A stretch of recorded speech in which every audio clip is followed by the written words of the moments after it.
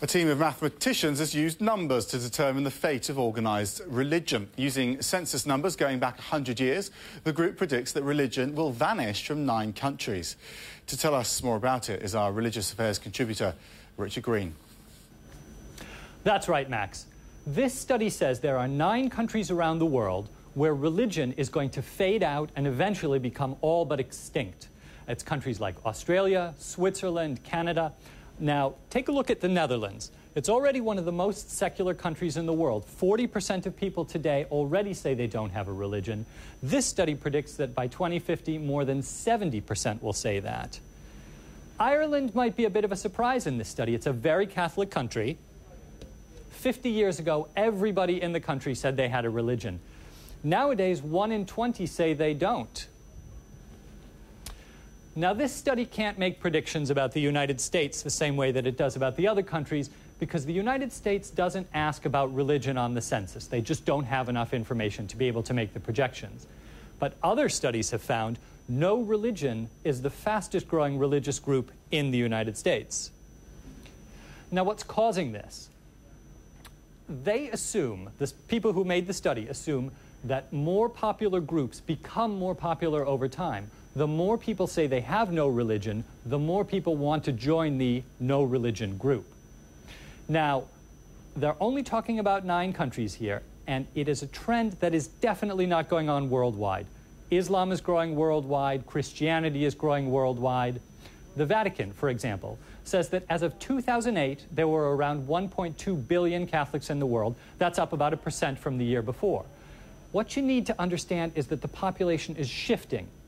Consider a map of the world where each continent's size reflects its Catholic population. This is how the world looked in 1950, with nearly half of all Catholics living in Europe. Latin America accounted for 1/3 of the total, Africa and Asia not even 10% between them. But look at the difference in 2000. Europe's share has been cut almost in half. Latin America is now home to the lion's share. Asia is up as well, and Africa has seen its proportion grow 4-fold. Max? Well, there you are. We're going to delve a bit deeper into this discussion on religion now. It's not straightforward. Joining me is Timothy Shah. He's author of God's Century, Resurgent Religion and Global Politics. And your argument is pretty much the opposite, isn't it?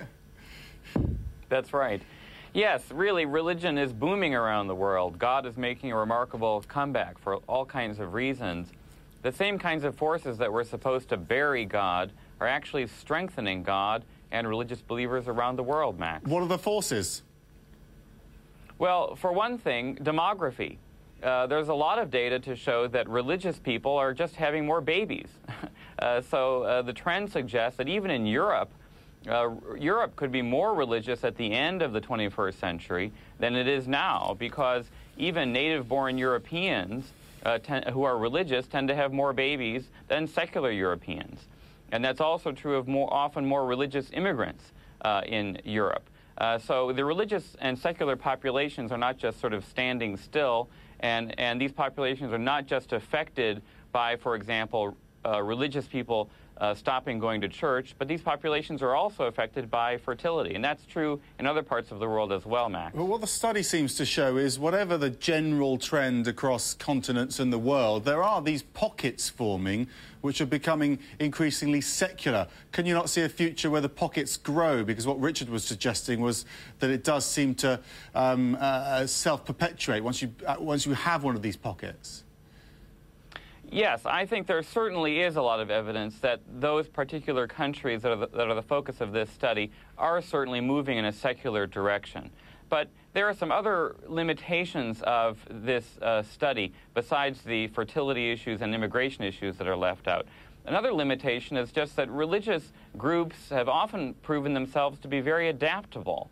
They offer new methods for reaching out to people, new methods of sharing the faith or sharing the message. They're often very innovative in the use of technology. Religious groups, in other words, don't just stand still, but they often invent new ways of reaching out to people. So that's also true in Europe. The Church of England has found effective ways of reaching out to people through what they call the Alpha Course, which has been attractive to lots of people who have otherwise been unchurched. In the United States, there have been a number of churches and movements that have been quite effective in reaching out to people who are unaffiliated.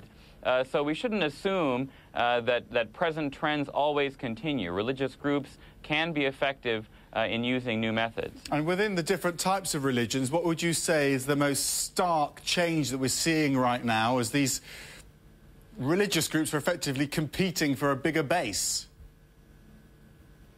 I think you're seeing a lot of growth of Pentecostal groups and charismatic groups, including in Western Europe.